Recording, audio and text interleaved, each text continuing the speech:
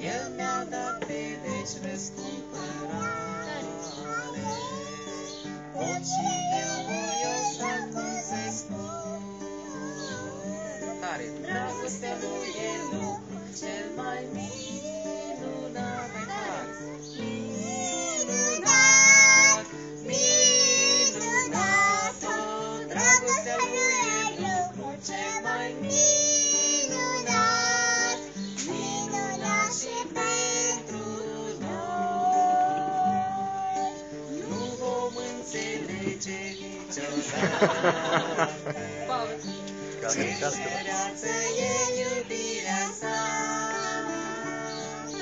Și atunci în slava nevisată toți iubirea lui vom cânta. Dragostea lui e lucru cel mai minunat, minunat, minunat. Dragostea lui e lucru cel mai minunat, minunat și pentru noi.